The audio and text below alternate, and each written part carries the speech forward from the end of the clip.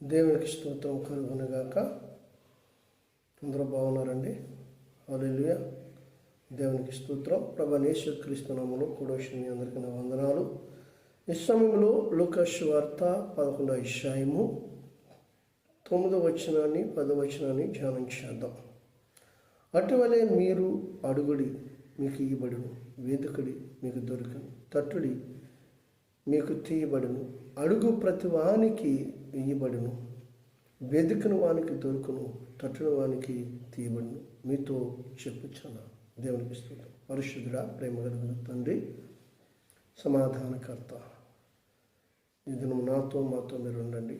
నీ అత్యున్నతమైన మాటలు మాకు అందింపచేసి నీ ఆత్మ అభిషేకముతో పరిపూర్ణంగా నీ శిలువ చెట్టును మరుగుపరుచుకొని నాలో నుంచి మాతో అందరితో మాట్లాడి మహింపదమని యేసు నామములో ఆమేన్. దేవునికి స్తోత్రం. ప్రియమైన దేవుని యొక్క దైవ జనాంగమా, గమనించండి. లూకా సువార్తలో యేసుక్రీస్తు ప్రభువారు ఒక చక్కటి మాట 5వ వచనం నుంచి మనం ధ్యానం చేస్తే మనకి చాలా విశిష్టమైన సంగతులు మనకు కనబడుతూ ఉంటాయి. ఏంటి అన్నది మనం చూస్తే ప్రియులరా, ఇక్కడ యేసు ప్రభువారు చెప్పింది ఏంటంటే, మీలో ఎవరికైనా ఒక స్నేహితుని ఎడల ఆయన ఏదైనా దూర ప్రాంతం ప్రయాణం చేసినప్పుడు, లేదంటే దూరంగా ఎక్కడైనా ఏదైనా ప్రాంతానికి వెళ్ళినప్పుడు తప్పనిసరిగా మీ అవసరం ఆయనకు కలుగుతుంది. తప్పకుండా మీ అవసరము ఆయనకు కలుగుతుంది. ఆ సమయంలో నా పక్కనే నాకు తెలిసిన స్నేహితుడు పక్క గ్రామంలో ఉన్నాడనో, లేకపోతే వేరే చోట ఉన్నాడనో ఒక ఆలోచనతో ఆయన వెళ్తూ మార్గం మధ్యలో ఆహారం కొరకు ఇబ్బంది పడు, లేకపోతే ఏదో ఈరోజు కాకపోతే రేపని అలాంటి ప్రాబ్లం వస్తుందని తెలుసుకొని ఆలోచన చేసి నా దగ్గర ఉన్నది సరిపోదు కదా, లేకపోయినా ఆశ్చర్యపడక్కర్లేదు, ఆయన దగ్గర లేకపోయినా ఆశ్చర్యపడక్కర్లేదు.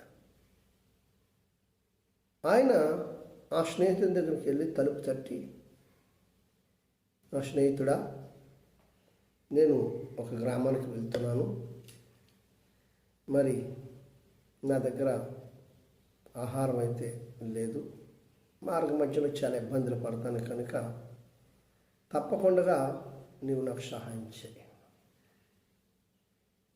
తప్పనిసరిగా నువ్వు చేయవలసిందే అని ఆ స్నేహితుని అడిగినప్పుడు ఆ స్నేహితుడు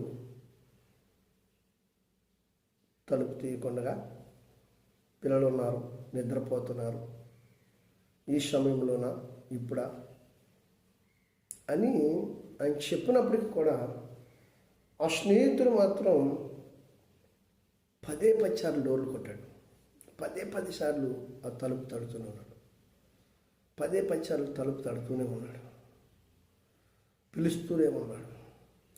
ఇచ్చే వరకు విసిగించాడండి ఆయన. దేవునికి స్తోత్రం. ఇచ్చే వరకు విసిగించాడు. కానీ ఈరోజు మనము లేదనగానే వెళ్ళిపోతాం. మనల్ని పిలిచిన మన దేవుడు తప్పకుండా నేను పిలిచింది నీకు మేలు చేయడానికి. రోమిలికి రాసిన పత్రిక 8వ అధ్యాయం మనం చదివితే 28వ వచనంలో చాలా చక్కగా రాయబడుతుంది. మనకి మేలు చేయడానికి దేవుడు పిలిచాడు, కానీ కీడి చేయడానికి అయితే అస్సలు ఆయన పిలవలేదు. దేవునికి స్తోత్రం. ఎందుకు మీకు ఈ మాట చెప్తున్నానంటే ప్రియులరా, దేవుడు ఎప్పుడు తన పిల్లలకి మేలే చేస్తాడు, కీడెప్పుడు చెయ్యడు. నమ్మండి అంతే.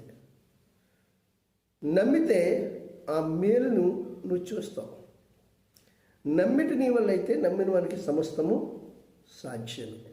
ఆమె మనుషులకు అసాధ్యం, కానీ దేవునికి సమస్తము సాధ్యం. కాబట్టి దేవుని సన్నిధిలో మనం ప్రార్థన చేస్తాం, పొందుకునే వరకు ప్రార్థన చేయం, ఆ ఫలం వచ్చే వరకు ప్రార్థన చేయం. జవాబు వచ్చే వరకు కూడా ప్రార్థన చేయి.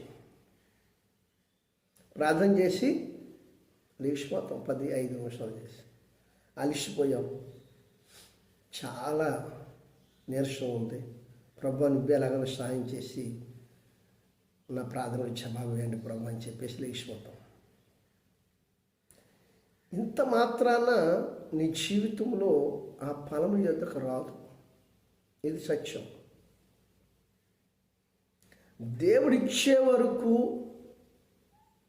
నువ్వు ఆయన హృదయాలు తడుతూనే ఉండాలి. దేవుణ్ణి పడుకోనివ్వకూడదండి, నిద్రపోనివ్వకూడదు. యేసు ప్రభు వారిని ఎప్పుడు కూడా నిద్రపోనివ్వకూడదు. యాకోబు అబ్రహాము కుమారుడు ఇస్సాకు, ఇస్సాకు కుమారుడు యాకోబు. ఈ యాకోబు దేవుని నిద్రపోనివ్వలేదు. తెల్లవారుజామున అవుతుందయ్యా నన్ను పోనీ అంటున్నాడు దేవుడు. యాకోబు అంటున్నాడు నన్ను దీవిస్తాను కానీ ఎబుక్కు రేవు దగ్గర. ఎలాంటి పరిస్థితుల్లో రాత్రి అంతా పెనుగులాడానండి యాకోబు. దేవుని విసికించేశాడు. మీరు చదవండి, మీకు అర్థమవుతుంది. దేవుని విసికించేశాడు. ఇదే లోకాసు వార్తలో ఒక తల్లి ఉంది, ఆమె పేరు హన్న. ఆమె వయస్సు 84 ఏండ్లు. ఇశ్రాయేలు కొరకు, యూదావారి కొరకు, యెరూషలేము కాపురస్తుల కొరకు ఆమె ఆ 84 ఏండ్ల వయస్సులో ఉపవాసంని ప్రార్థన చేస్తుందట, వాళ్ళ రక్షణ పొందాలని. ఆమె హల్లెలూయా. అపోస్తుల కార్యాల్లో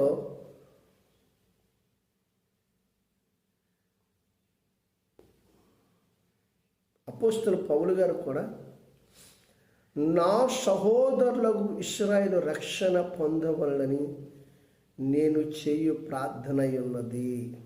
హల్లెలూయా. వీరు విసుగుపోలేదండి,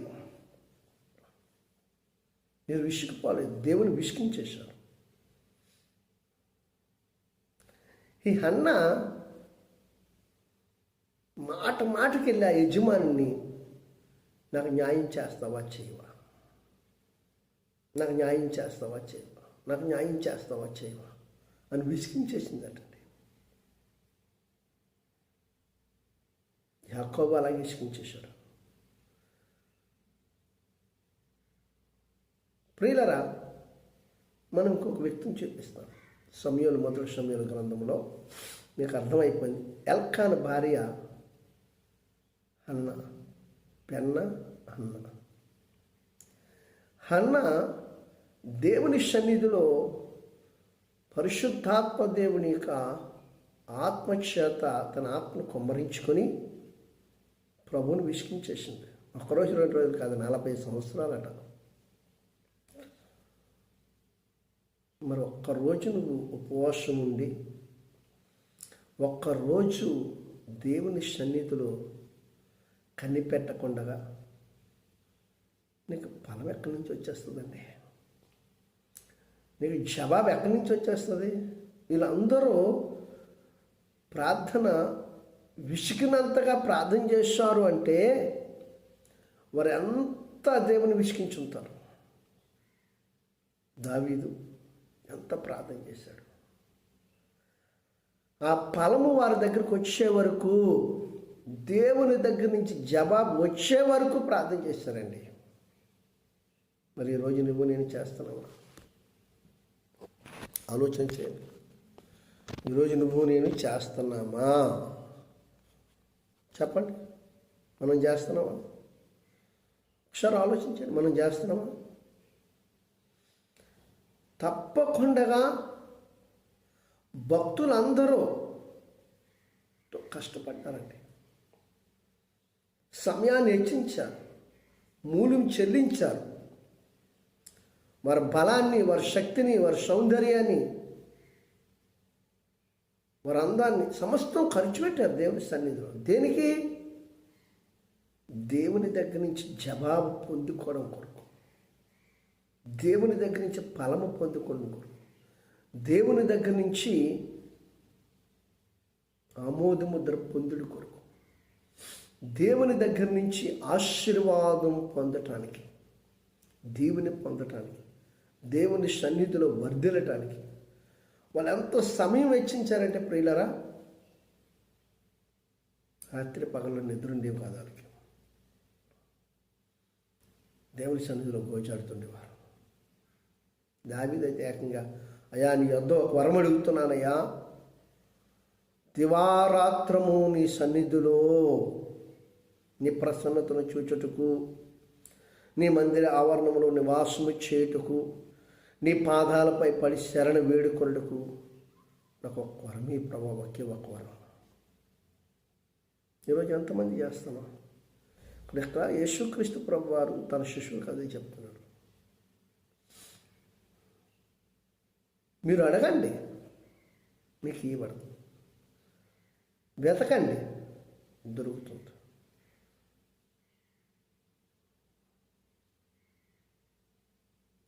తట్టుండి, తీయబడదు. అడిగే ప్రతివానికి ఇవ్వబడు, నువ్వు దొరికేవానికి తప్పకుండా దొరుకును, తట్టేవానికి తప్పకుండా ఇవ్వబడు. మనము ఎవరో ఒక ఇంట్లో పెద్ద టీవీ ఉందనుకోండి, వాళ్ళ ఇంట్లో 53 ఇంచుల టీవీ ఉంది ప్రభా, మా ఇంట్లో చాలా చిన్నది, సరిగ్గా కనపడలేదు. మంచి సీరియల్ వస్తాయి, మగల రేఖ, ఏమో రకరకాల సీరియల్ నాకు తెలియదు, కానీ ఇది ఎప్పుడో పాత సీరియల్.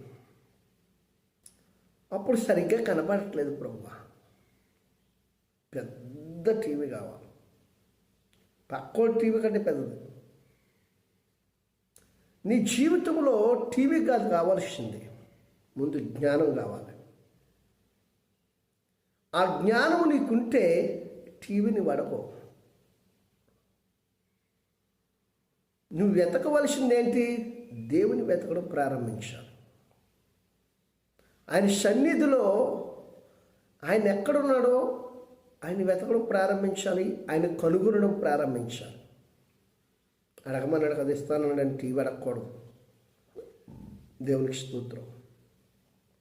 ఆ కింద అంటాడు చూడండి, 13వ వచనం, పరలోకమందున్న మీ తండ్రి తాను అడిగిన వారికి పరిశుద్ధాత్మను ఎంతో నిశ్చయముగా అనుగ్రహించును. ఎస్, మనం తప్పకుండా పరిశుద్ధాత్మను పొందాలండి. ప్రార్థన,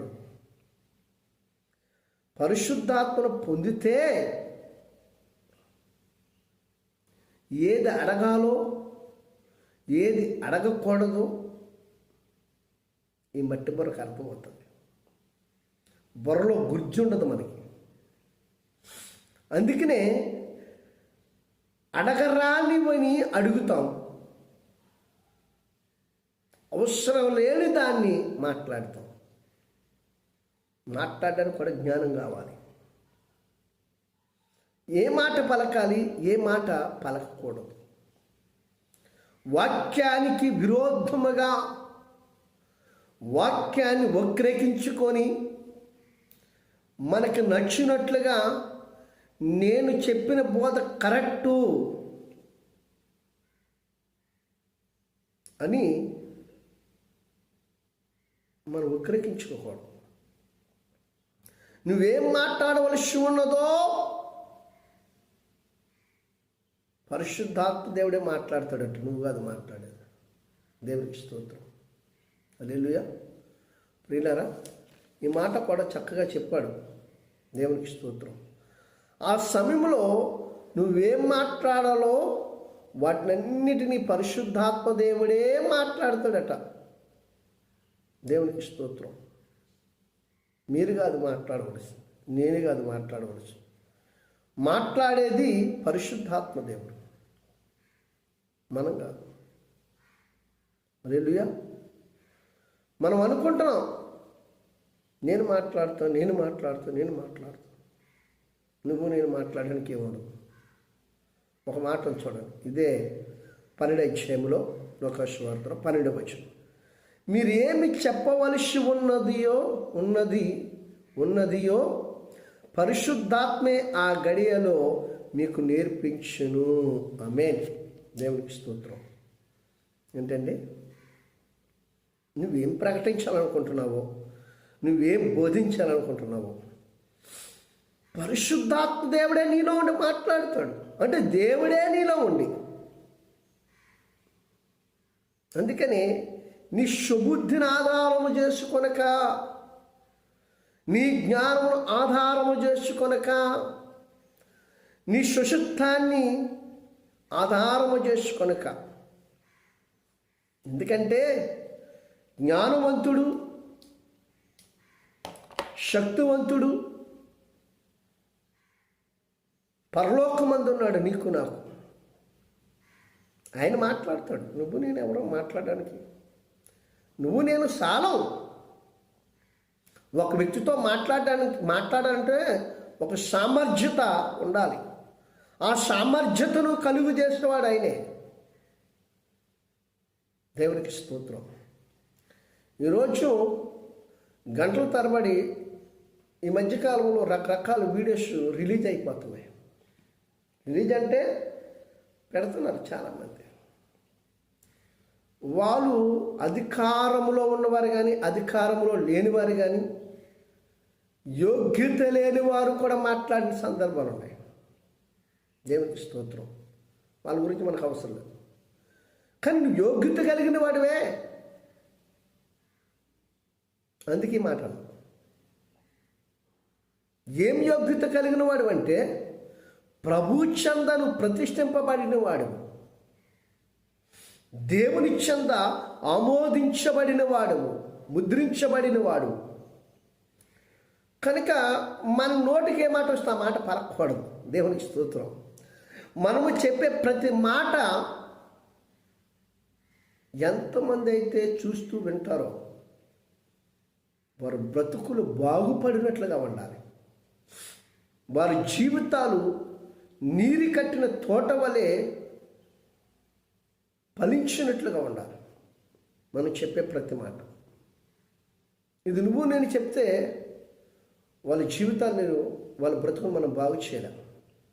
కానీ మనలో ఉన్న మన దేవుడు చెప్తే తప్పకుండా పాడైపోయిన బ్రతుకుని బాగు చేయగలిగిన దేవుడు. దేవునికి స్తోత్రం. ఆయనకి అంతటి సామర్థ్యం ఉందండి. ఆయన శక్తివంతుడు, జ్ఞానవంతుడు, బలవంతుడకు దేవుడు.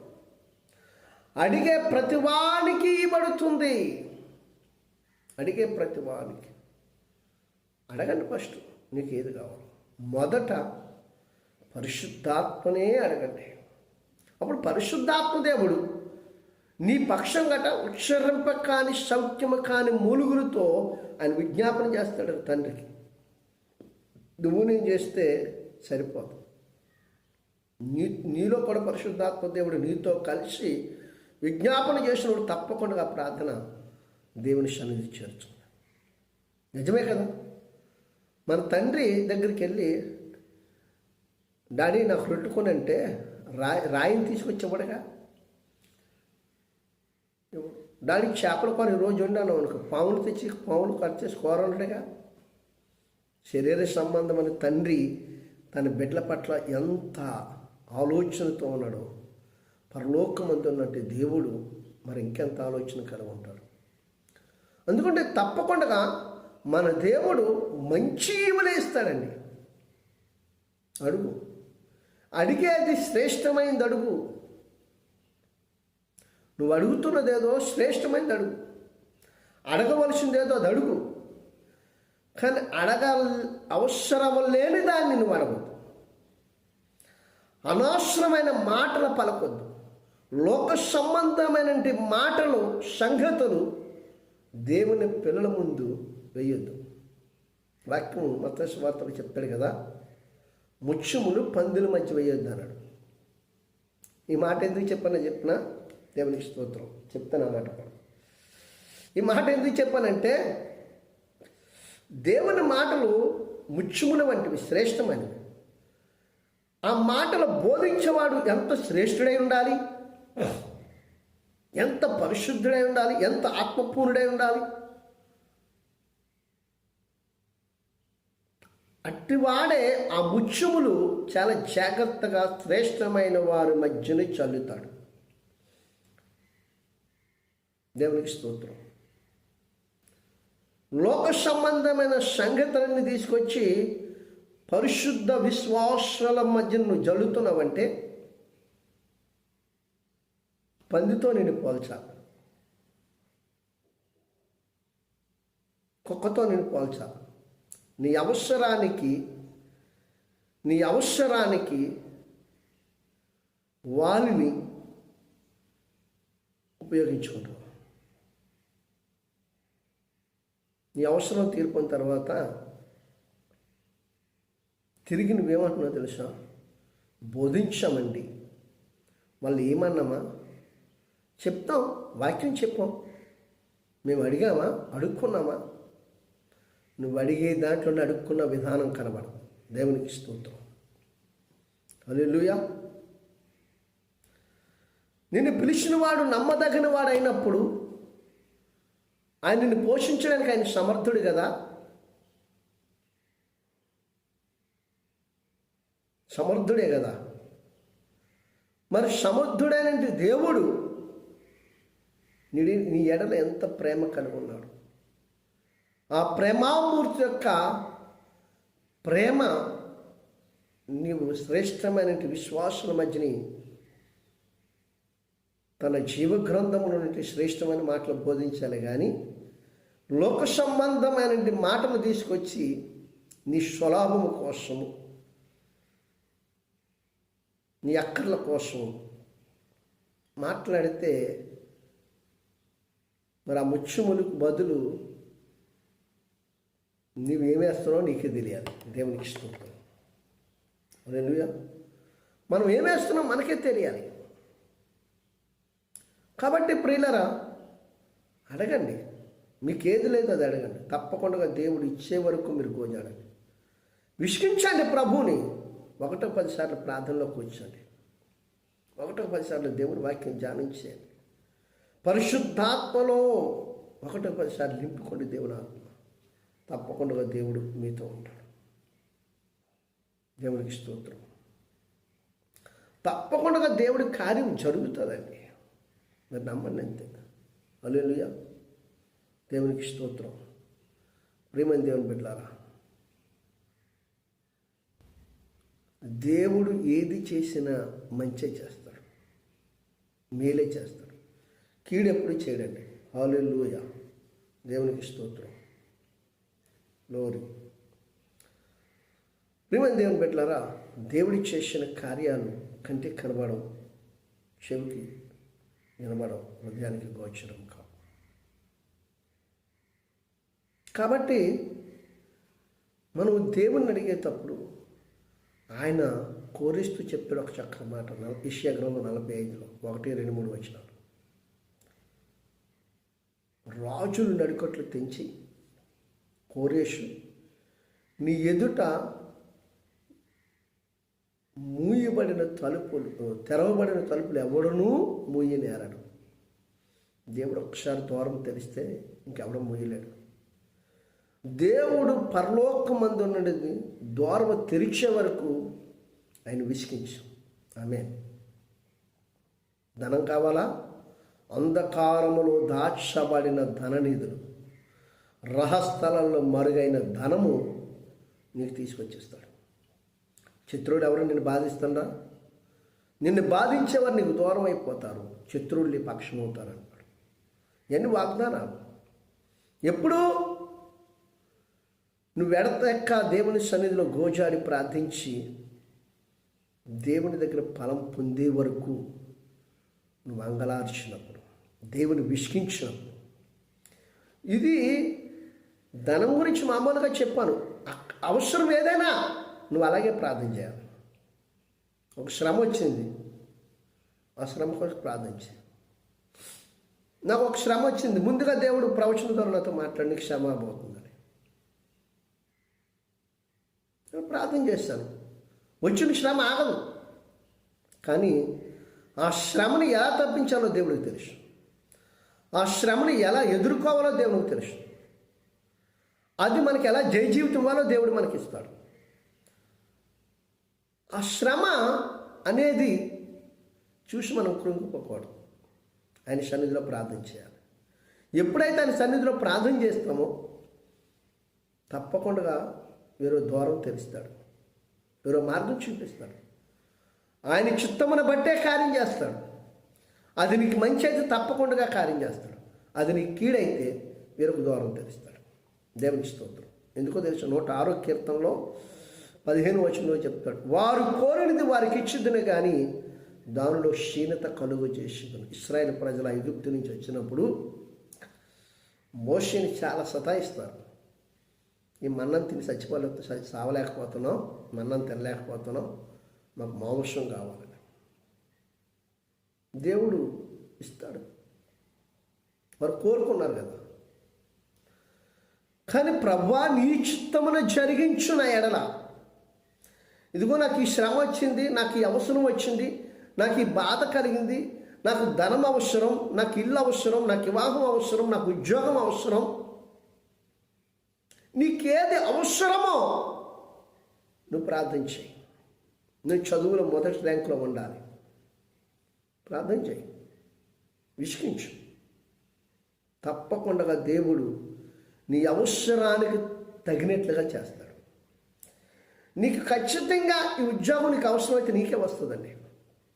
ఒకవేళ ఆ ఉద్యోగం వల్ల నీకు ఇబ్బంది అనిపిస్తే దేవుడు దాన్ని తప్పించి వేరో మార్గం ఇస్తాడు. ఆయన నీకు ఇవ్వడని అనుకోవద్దు. దేవుని స్తోత్రం. నీకు మేలు ఇచ్చే ఉద్దేశం ఆయనకు ఉంది కాబట్టి శ్రమను తప్పిస్తాడు, శ్రమలో కూడా జయ జీవితాన్ని ఇస్తాడు. యెహోషాపాతు మీదకి 2వ దినవృత్తాంతాల గ్రంథం 20వ అధ్యాయం చదవండి. నలుదిక్కుల నుంచి శత్రువులు ఆయన చుట్టుముట్టేశారు. ఆయన చేసిన పని ఏంటి? యెహోవా యొద్దకు విచారణ చేస్తూ ప్రభువుని స్తుతించారు. దేవునికి స్తోత్రం. ఘనపరిచారు, ప్రభువుని ఆరాధించారు, మహిమపరిచారు. వచ్చిన శత్రువు వాళ్ళు కొట్టుకొని చచ్చిపోయారు. యెహోవా ఆత్మ వారి మీద దిగింది. అద్భుతంగా యుద్ధం మీరుగా చేసేది దేవుడే యుద్ధం చేస్తారు. ఆమేన్. అలాగా నువ్వు అడిగే దాంట్లో దేవునికి న్యాయం కనిపించినప్పుడు తప్పకుండా నీ పక్షంలో కార్యం చేస్తాడు. దేవునికి స్తోత్రం. అడుగుడి మీకు ఇవ్వబడును, వెతుకుడి మీకు దొరుకును. మొదట దేవుని వెతకడం ప్రారంభించాలి. నిన్ను చూడాలని ఆశ ఉంది, నీతో నడవాలని ఆశ ఉంది, నీలో జీవించాలని ఆశ ఉంది, నీతో బ్రతకాలని ఆశ ఉంది. ఎందరో జీవితాల్లో వెలుగును నింపావా. నిన్ను చూసే కృప నాకు, నీ దర్శన భాగ్యాన్ని నాకు, నీ పరలోక దర్శనం నాకు ఇవ్వండి నాన్న. అడుగుచున్నాను. నిన్ను వెంబడించే నీ శిలువను మోసే కృప తప్పకుండా నాకు ఇవ్వండి అయ్యా. నాకు లేనిది ఇదే. నీ ఆత్మశక్తి చేత నిశ్చయముగా నన్ను నింపి నడిపించు. పరిశుద్ధాత్మలో నన్ను నడిపించు. అది నీకు మాత్రమే సాధ్యం ప్రభువా. నువ్వు తప్ప ఎవరు చేయలేరు. కనుక మీరు నాకు కావాలి. నీలో నేను ఉండాలి, నాతో మీరు ఉండాలి. నా ఇందు మీరును మీ అందు నేను నిలిచిన మీకు ఏది ఇష్టమని అడగండి అన్నావు కదా ప్రభువా. నాకు ఇష్టమైంది ఇదే, నిత్యముని నీతో బ్రతకడమే, నీలో జీవించడమే, నీ ఆత్మ కలుగుండుటియే, పరిశుద్ధత కలుగుండుటియే, నీతి కలుగుండుటియే, యథార్థత కలుగుండుటియే, నీ యందు భయభక్తులు కలిగి నీ సన్నిధిలో నిన్ను కీర్తించి స్తుతించుటే. తప్పకుండా సహాయం చేయి ప్రభు. తప్పనిసరిగా మమ్మల్ని దర్శించండి అయ్యా. తప్పక నువ్వు జవాబిస్తావని నమ్ముతున్నాను. నీవు నాకు మొరపెట్టము, నీకు జవాబిస్తున్నాను. నీ సన్నిధిలో ప్రార్థన చేస్తున్నాను. దేవుని విసిగించు, నువ్వు విసిగిపోకు. దేవుడు తప్పకుండా నీ జీవితంలో ఔన్నత్యముతో కూడిన కార్యం చేస్తాడు. ఊహించలేని కార్యం చేస్తాడు. గొప్ప కార్యం చేస్తాడండి. అసలు నీకు అర్థం కాదు. అసలు యేసు ప్రభువు నా పట్ల ఎంత గొప్ప కార్యం చేశాడా నమ్మలేకపోతాం. అంత గొప్ప కార్యాలు చేసిన శక్తివంతుడు నీతో నాతో కూడా ఉన్నాడు. తప్పకుండా నువ్వు ప్రార్థన చేయి. ప్రార్థనకి తగిన ఫలము నువ్వు పొందుకుంటావు. ప్రార్థన చేయకుండా దేవుని సన్నిధిలో 1 నిమిషం 2 నిమిషాలు చేసి దేవుడు ఇవ్వలేదనేసి దేవుని మీద నిందయ్యదు.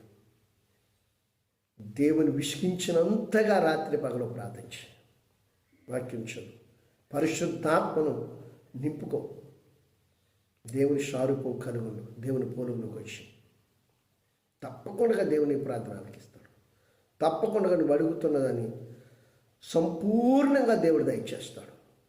పరిపూర్ణంగా ప్రభుని కనుగరిస్తాడు. అట్టి కృప దేవుడు మనందరికీ అనుగ్రహించి నిశ్చయముగా ఆయన మనతో ఉండి మన మైండ్లో ఉండి ఆయన కృప పొందుకునే కృపాభాగ్యం దేవుడు మనకు దయచేసి సర్వసత్యములకు నడిపించునుగాక. ఆమేన్. ఆమేన్.